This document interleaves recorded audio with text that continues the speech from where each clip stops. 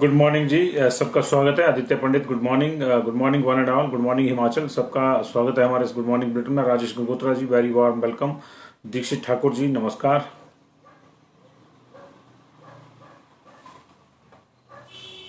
कुमारी सोनू जी, नमस्ते।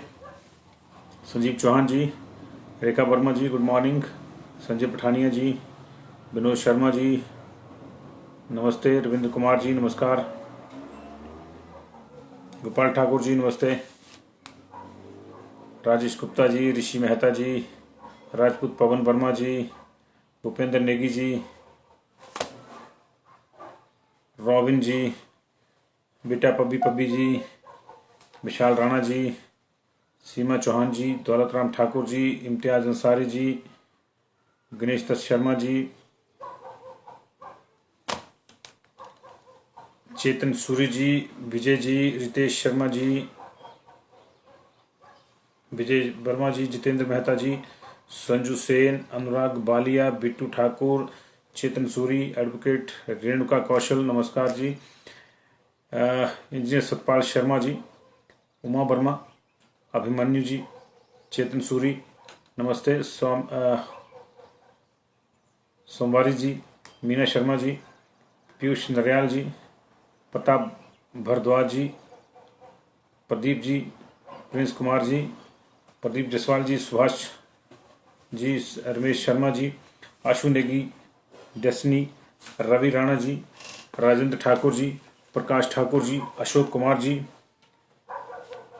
रेखा शर्मा जी, नमस्ते। सुरेंद्र कुमार जायसवाल जी, नमस्कार। प्रवीण शर्मा जी, नमस्ते। सुनील गुरु जी, नमस्ते। विनोद शर्मा जी, नमस्कार। ओम प्रकाश जी, नमस्ते। बंधु शर्मा जी, पंकु सोढ़ी जी, सुनील शर्मा जी, ओम भाटिया जी, देवराज भारद्वाज जी, नमस्कार। महेशिंदर जम्बाल जी, अश्विनी गुप्ता जी, नमस्ते। राकेश अवस्थी जी, नमस्कार। दिवाकर दत्त शर्मा जी, नमस्ते। अनु कुमार जी, नमस्ते। संजय कौशल जी, सबका स्वागत है जी सुबह के इस बुलेटिन में। और आज की खबरों की अगर बात करें तो बड़ी खबर यही है कि 31 मई तक हिमाचल प्रदेश में कर्फ्यू बढ़ सकता है। जी हाँ, ये इस वक्त की बड़ी खबर है, इसको शेयर भी कर दीजिएगा ताकि बाकी लोगों तक भी पहुंच जाए। अभी 26 तक कर्फ्यू लगा हुआ है। 24 को यानी सोमवार को मंत्रिमंडल की बैठक है और लगभग ये तय है कि इसमें अगले 4 दिन के लिए कम से कम कर्फ्यू बढ़ा दिया जाएगा। ये हो सकता है इसको जून के पहले हफ्ते 5 या 6 तारीख तक भी बढ़ा दिया जाए।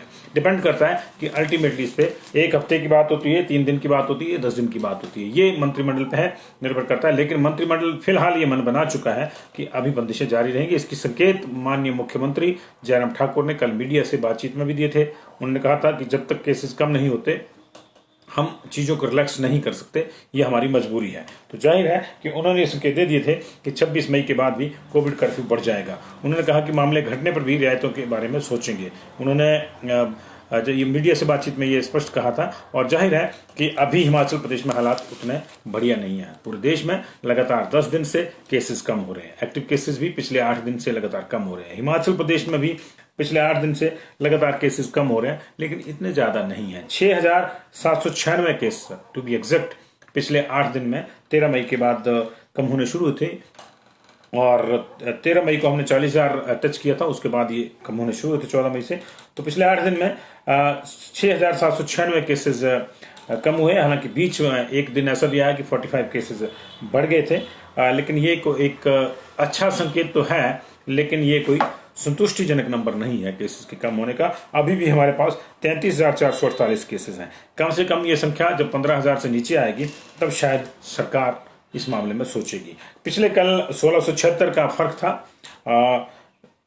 ठीक होने वालों में और संक्रमित होने वालों में। पिछले कल लगभग 2500 केस आए, 2498 केस और 4257 केस वहां पे रिकवर हुए थे। तो ऐसी स्थिति में 1676 का ये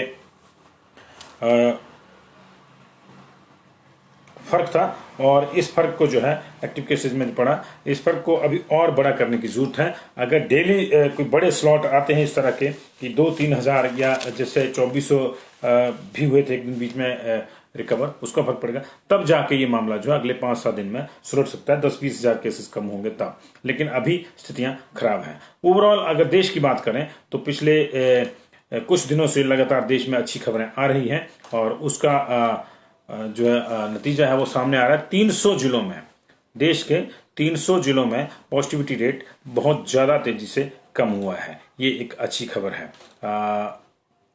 लगातार अगर 24 घंटे की बात करें तो 24 घंटे में देश में कुल नए जो केस आए हैं वो 2,56,000 आए हैं। ठीक होने वालों की संख्या 3,52,000, तो लगभग 80,000 के आसपास का फर्क पड़ा है। लेकिन मौतें एक बार फिर से जो 3700 बुधवार वाले 24 घंटे में 3700 तक चली गई थी, 3800 से नीचे चली गई थी, वो फिर से 4146 हो गई हैं। पिछले 24 घंटे में 4146 लोगों ने दम तोड़ा है। अब तक पूरे देश में 2,60,00,000 लोग संक्रमण का शिकार हो चुके हैं और 2,27 लाख लोग जो हैं इससे पार भी पा चुके हैं, इसको ठीक भी हो चुके हैं, रिकवर हो चुके हैं। मौतों की संख्या लगातार बढ़ रही है। 2,91,000 मौतें अब तक हो चुकी है। इस समय देश में 30,34,000 केस जो हैं वो एक्टिव हैं। ये 300 जिलों में पॉजिटिविटी रेट में गिरावट आई है। 101 जिले ऐसे हैं जहां रोजाना 100 से भी कम केस आ रहे हैं। लेकिन हिमाचल प्रदेश में सिर्फ शायद अगर मैं बात करूं पिछले कल की ही तो 1, 2, 3 और हमीरपुर को रख लीजिए 98 केस आए, लेकिन वो सैंपलिंग कम थी। तो 3 ही जिले जो किन्नौर, कुल्लू, हालांकि किन्नौर में भी लगातार आ रहे हैं, पिछले कल की बात कर रहा हूं मैं। पिछले कल 3 ही जिले ऐसे थे, किन्नौर, कुल्लू और लाहौल स्पीति, जहां 100 से कम केसेस आए। अन्यथा बाकी जगहों पे सबसे ज्यादा केसेस 100 से ज्यादा केसेस आ रहे थे। मैक्सिमम केसेस 836 कांगड़ा में है, जो एक अच्छा संकेत कहा जा सकता है। पिछले 3 दिन से कांगड़ा में 1000 से नीचे केसेस आ रहे हैं, जबकि पहले लगातार 1200-1300 का एवरेज वहां पे बना हुआ था। ये संकेत अच्छे हैं, लेकिन अब ये शुरुआती संकेत हैं, इनको थोड़ा और स्ट्रांग होना है। और यही बात है कि मुख्यमंत्री ने कहा है कि जब तक मामले एक हद तक नहीं गिर जाते, एक राहत वाले लेवल तक नहीं गिर जाते, तब तक जो है कर्फ्यू में राहत नहीं मिलेगी। तो आप थोड़ा सा तैयार रहिए, मेंटली आपको प्रिपेयर रखिए। मेरा ये मानना है कि 31 मई तक लगना चाहिए ये। उसके बाद की स्थितियों को एनालाइज करके कुछ चीजें रिलैक्स करनी चाहिए। और मंत्रिमंडल क्या मानता है ये उसके ऊपर तय है। जो है बॉबी भमनोत्रा ठीक कह रहे हैं कि आम आदमी का क्या होगा। तो सरकार को अब कुछ चीजें देखनी होगी। मुझे लगता है कि ये सिर्फ कुछ तरह की दुकानों को पूरा हफ्ता खोल के जो है काम नहीं बनने वाला। आपको क्या लगता है क्या करना चाहिए, क्या नहीं करना चाहिए, उस लिहाज से आप अपने जो है कमेंट दे सकते हैं। लेकिन मुझे लगता है कि क्रॉनिकल में सारी दुकानें खोलनी चाहिए। सब्जी की दुकानें भी 2 दिन खुलें, दूध ब्रेड की पूरा हफ्ता खुल जाए, कोई दिक्कत नहीं है। लेकिन सब्जी की दुकानें 2 दिन ही खुले हफ्ते में, शुरू में और एंड में, ये बीच में खुल जाए तो ठीक है। जिस तरह से 2 दिन के लिए हार्डवेयर की दुकानें खुल रही हैं। बाकी कुछ नहीं है तो आप जो है 2 दिन कटिंग की दुकानें भी खोलिए, 2 दिन बाकी जो बच गए कपड़े वाले, मनियारी वाले, उनकी भी खोलिए। क्योंकि दिक्कत है, मोबाइल रिचार्ज वाला मामला सबका पड़ा हुआ है। किसी ने टीवी रिचार्ज कराना, किसी ने मोबाइल रिचार्ज करना, फोन पे नहीं हो रहा है, दुकानें बंद हैं, उनको भी करवाना चाहिए। तो ये सारी चीज़ों का एक समावेश मुझे लगता है बनाना चाहिए। ये शुरू में ये नहीं बना, ये अधिकारियों की गलती है। और सिर्फ ये हुआ कि मंत्रिमंडल ने तय किया कि कर्फ्यू लगा दो तो कर्फ्यू लगा दो जी, बस यही चीज़ें चाहिए होती है। सवेरे सब्जी चाहिए होती है, दूध चाहिए होती है, ब्रेड चाहिए होती है और राशन चाहिए होता है, ठीक है। राशन की दुकानों को लेकर, क्योंकि डिपो आपके खुले हैं, डिपो में राशन मिल रहा है और डिपो पूरा दिन खुले रहते हैं। लेकिन जो किराने की दुकानें हैं वो 7 दिन खुली नहीं रहनी चाहिए, वो भी 7 दिन खुली नहीं रहनी चाहिए। क्योंकि इस प्रदेश में, बाकी शहरों में लग रहता है कि सुबह आते हैं, अपने काम पे जाते हैं, शाम को जो है 10, 20, 50 रुपए का सामान खरीद के डेली का राशन खरीदते हैं। लेकिन हिमाचल प्रदेश में इस तरह का ट्रेंड नहीं है। हिमाचल प्रदेश में 10, 15, 20 दिन के लिए लोग जो है इकट्ठा राशन खरीदते हैं और डिपो का राशन पूरे महीने का मिलता है परिवारों को।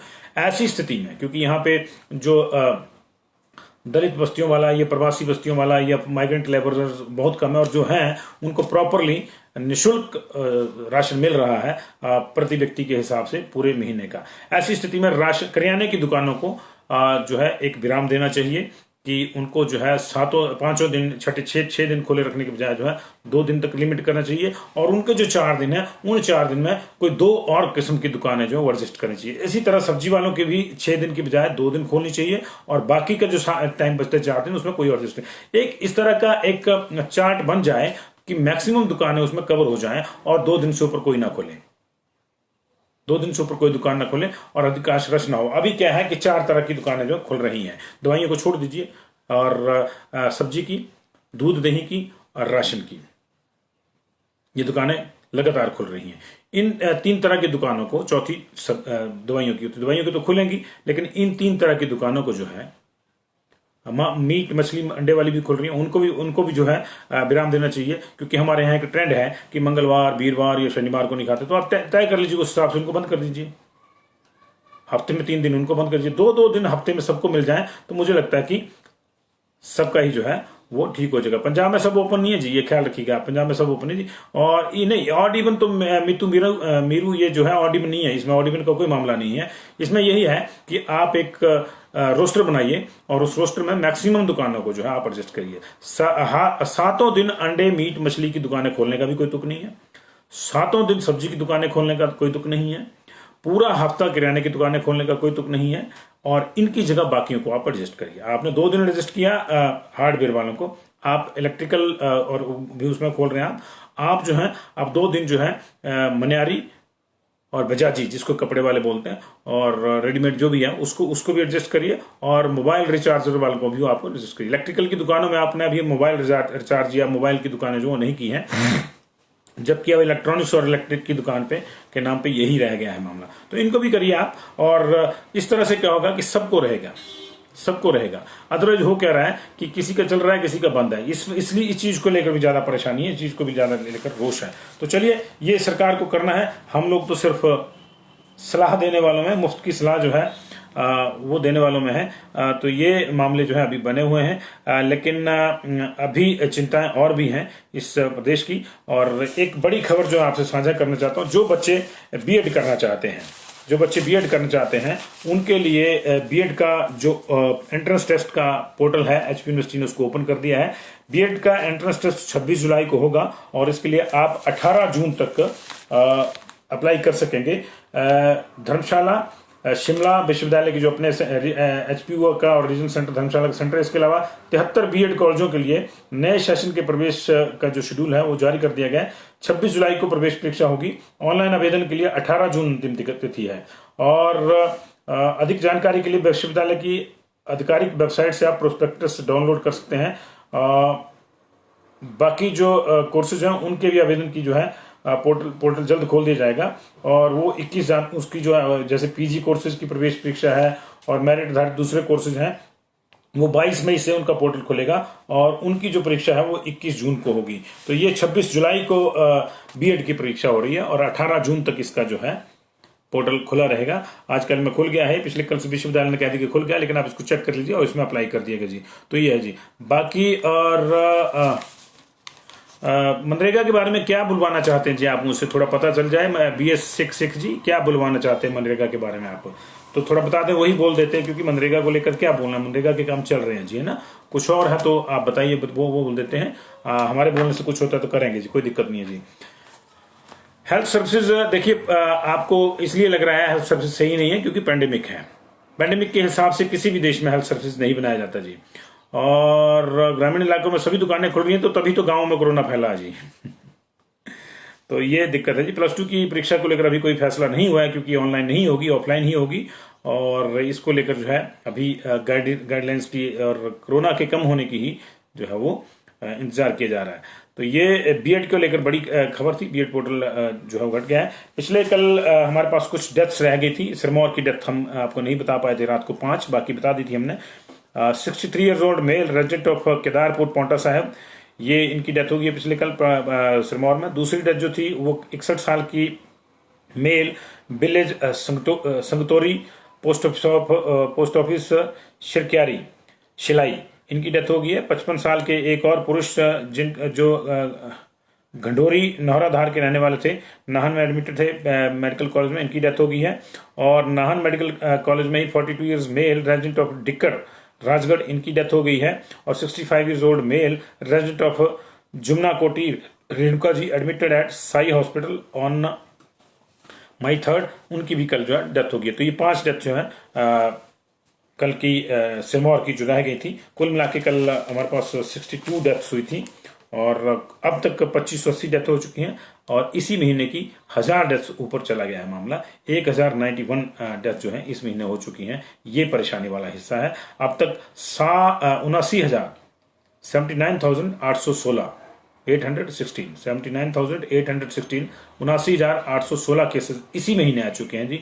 आप सोचिए कि हम लोग क्या कर्फ्यू को रिलैक्स कर सकते हैं या नहीं कर सकते हैं। सरकार की टीका टिप्पणी करना बड़ी आसान बात है, सरकार को गाली देना आसान है, और फेसबुक पे तो हर कोई कुछ लिख देता है, उसको लगता है कि कुछ नहीं होगा। लेकिन पिछले कल एक गिरफ्तारी भी हुई है, मुख्यमंत्री कॉन्स्टेंट लिखने वाले को पकड़ा गया है, और मेरा ये मानना कि ये अच्छा कदम है। लेकिन हम लोगों को भी चाहिए कि हम लोग किसी के बारे में भी, मुख्यमंत्री की छोड़ दीजिए, वो तो पूरे प्रदेश के मुख्यमंत्री हैं, लेकिन किसी के भी बारे में अगर हम कोई टिप्पणी फेसबुक पे या सोशल नेटवर्क पे करते हैं तो हमको सोचना चाहिए भाषा का हम किसका प्रयोग करें, किसका नहीं करें, ये थोड़ा देखना चाहिए। अक्सर भावावेश में आकर हम लोगों की भाषा सख्त हो जाती है, लेकिन फिर बाद में अगर आप उसको एनालाइज करेंगे तो आपको लगेगा कि नहीं, इस सख्ती को जो है थोड़ा नरमी में रखा जा सकता था। तो रखिए इस तरह से। बहुत बहुत शुक्रिया आपका। पंजाब में एक MiG-21 क्रैश हो गया है कल देर रात भारतीय वायुसेना का। ये अपने नियमित प्रशिक्षण उड़ान पे था, और बाघा पुराना जो शहर है पंजाब का, उसके साथ लगते गांव में एक खाली जो स्लॉट था, वहां पे ये क्रैश हुआ है।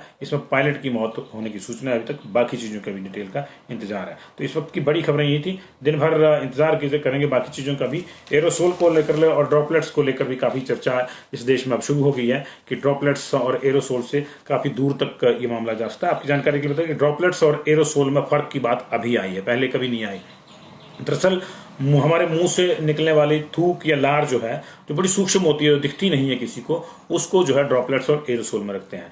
अगर ये 5 माइक्रोन से बड़ा है तो इसको ड्रॉपलेट माना जाता है। जिसका भार ज्यादा होता है तो जल्दी गिर जाता है, तो ये 6 फीट से ज्यादा नहीं जाता ड्रॉपलेट। लेकिन अगर एरोसोल है यानी 5 माइक्रोन से नीचे है उसकी आकार, तो ये फिर ज्यादा दूर तक ट्रैवल कर जाता है। अभी विशेषज्ञ कह रहे हैं, विजय राघवन जो सलाहकार हैं, चिकित्सीय सलाहकार है भारत के, वो उनके मुताबिक 10 मीटर तक भी जा सकता है, 10 मीटर तक भी जा सकता है, आदमी 30 फीट तक भी जा सकता है हवा में। और ये ऐसे उन कंडीशन में जाएगा जब वेंटिलेशन नहीं होगा, क्योंकि वेंटिलेशन होगा तो बाहर की हवा के साथ आपका जो एरोसोल है वो हावी हो जाएगा और जाए। 5 माइक्रोन को लेकर आपके बारे में एक सीधी सी बड़ी स्पष्ट जो है सिंपल वे में आपको समझा दूं।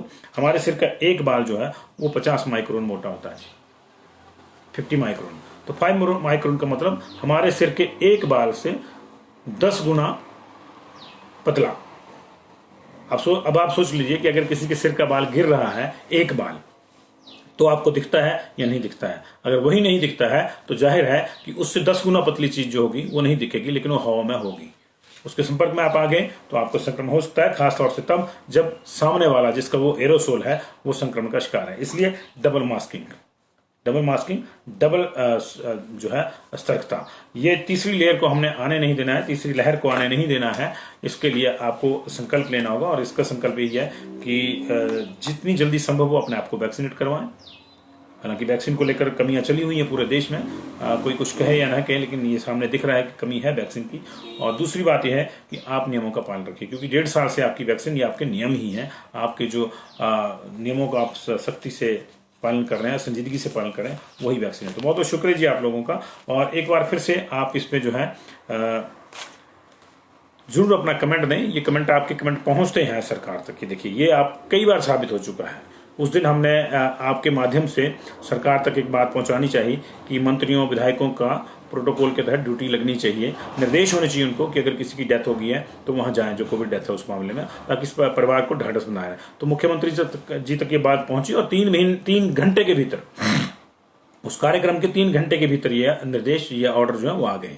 तो आपकी बात पहुंचती है, जनता ही जनार्दन है, आपकी बात में पावर है। हम लोग सिर्फ मीडिया जो है एक माध्यम है बीच में, आपके और सरकार के माध्यम बीच में हम माध्यम है, हम आपकी बात पहुंचा सकते हैं। आप कमेंट कीजिए कि दुकानें किस रोस्टर में खुली होनी चाहिए, क्या होना चाहिए सख्तियों में, क्या चीजें रिलैक्स होनी चाहिए, क्या नहीं होनी चाहिए।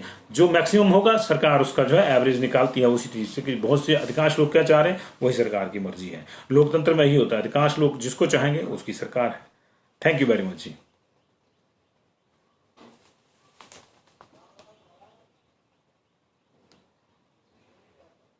सुशील कुमार सरोवा जी, ये तो देखिए आपकी, मैंने वही कहा कि आपके शब्द हैं, आपकी सोच है, लेकिन जब बहुत से लोग लगवा रहे होंगे तो कोई ये नहीं पूछेगा सुशील कुमार सरोवा को ही सबसे पहले वोट दो। जो सबसे पहले जिसके लिए खुलेगा उससे खुलेगा, इसका मतलब यही होता है। इसलिए you have to keep trying, और आपका नंबर आ जाए ये मैं चाहता हूं, आपको वैक्सीन लग जाए ये भी मैं चाहता हूं, लेकिन आप ही की तरह और से भी लोग चाह रहे हैं तो वो भी लगे होते हैं जी मोबाइल पे। तो जिसका स्लॉट खुल गया उसका खुल गया। ये हिट एंड ट्रायल वाला मामला है इस बार फिलहाल, लेकिन जैसे ही वैक्सीन की उपलब्धता होगी वैसे ही जो है वो सबका नंबर आ जाएगा। एक बात और है, उसकी दोपहर को चर्चा करेंगे कि क्यों वैक्सीन जो है पेड नहीं लगवा, सरकार लगवा रही है। यहाँ एम्पैनलमेंट हो चुकी है हॉस्पिटल की, लेकिन उनको वैक्सीन नहीं है। पेड लगवा देंगे तो मुझे ये मानना है मेरा कि 50% लोग जो है वहां चले जाएंगे, ऑटोमेटिकली चले जाएंगे, क्योंकि लोगों को वैक्सीन लगवानी है। 500-1000 रुपए जो है अपनी जान से कीमती नहीं है। गरीब से गरीब आदमी भी इतने पैसे खर्च सकता है, और जो नहीं खर्च सकता है सिर्फ उसी को फ्री लगाई जाए। Thank you very much ji.